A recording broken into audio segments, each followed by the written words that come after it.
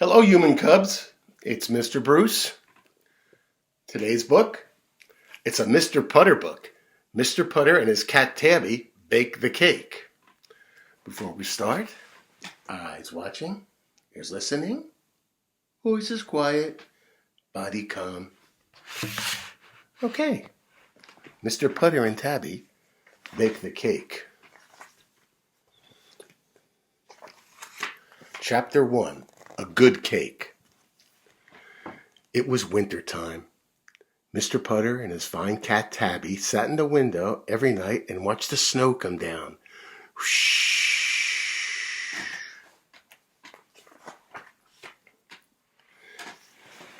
They watched and they dreamed. Mr. Putter dreamed of the big red sled that he rode as a boy. He dreamed of snowmans as big as a house. Tabby also dreamed.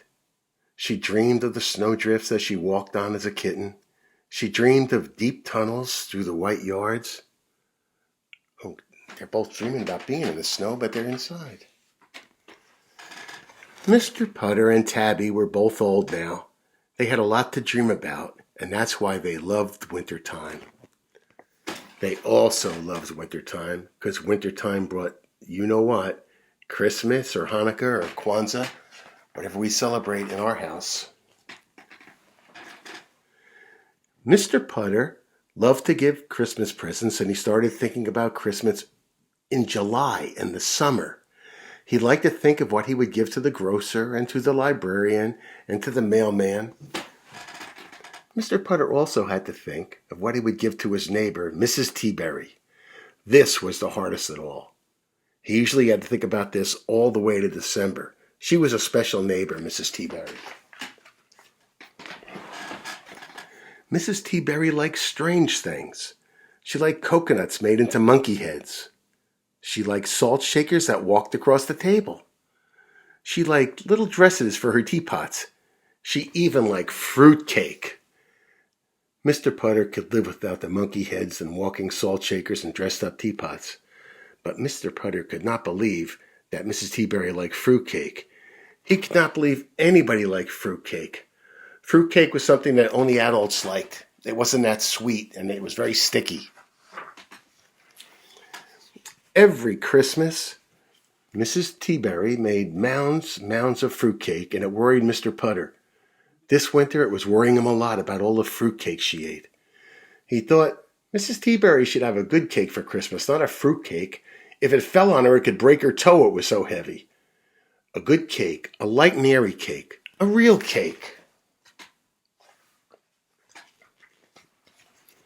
One night, Mr. Putter and Tabby sat dreaming at their snowy window. That is what they decided to give Mrs. Teaberry for Christmas. Mr. Putter would bake her a Christmas cake. It would be a cinch. Chapter 2, No Plans. The cake was not a cinch. In the first place, Mr. Putter did not know how to bake a cake. He could bake instant muffins, he could bake instant popovers. He had never baked a cake, and he didn't know how. In the second place, Mr. Putter had no pans, no muffin pans, no popover pans, and no cake pans. If he baked a cake, he would have to be in a shoe, or maybe a flower pot, or even in his hat, but not in the cake pan, because he did not have one.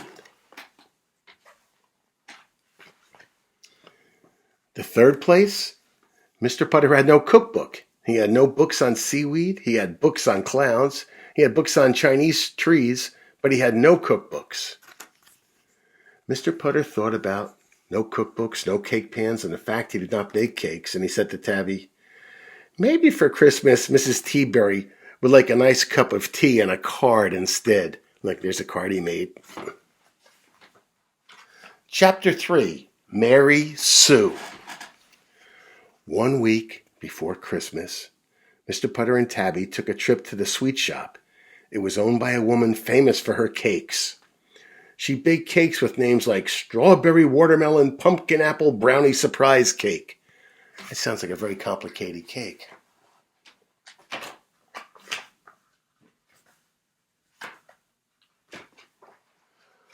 Oh boy, this page is stuck together. Here we go.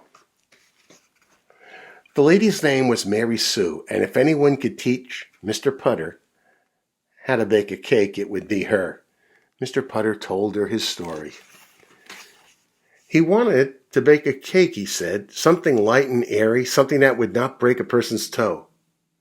Mary Sue listened carefully. She took good notes. Then she began to sell him things from her store. Oh my. She sold Mr. Putter 7 bowls, 3 sifters, 10 spoons, 5 cups, 2 spatulas, a roll of wax paper, a Christmas tree pan. She sold him an Easy Baker cookbook, and she sent him out the door. Mr. Putter had spent $100. He still didn't have any flour to bake a cake. He just had the tools. Chapter 4 is called Something Airy. On Christmas Eve, Mr. Putter had everything he needed. He had flour, sugar, eggs. He had spoons, bowls, sifters. He had a cookbook. He had a pan. And he had a good cat to keep him company. That was Tabby. Mr. Putter baked all night. His first cake he tried, it fell flat. His second cake got stuck to the bottom of the pan. His third cake caught on fire. By the time he baked his fourth cake, it was Christmas morning. Mr. Putter's eyes were droopy. His face was saggy. He was moving very slowly. Oh! Mr. Putter did not give up. By 9 o'clock in the morning, he had made the most beautiful Christmas cake in the whole world. It was light. It was airy. It would not break a person's toe. What a beautiful cake. He woke up Tabby, and together they took the cake over to Mrs. Teaberry. Mrs. Teaberry was delighted. She was thrilled. She was patient, because as soon as Mr. Putter sat down in her chair, he fell asleep from being up all night and cooking cakes. And she had to sit there and wait 12 hours before she could cut her cake. She wouldn't have any without Mr. Putter, and that's how long he slept.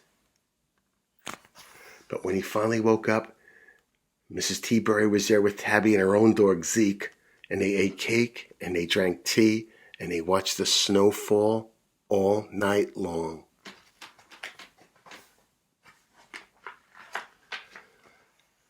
And Mr. Putter and Tabby went home with a very nice toaster that sang America the Beautiful whenever the bread popped out.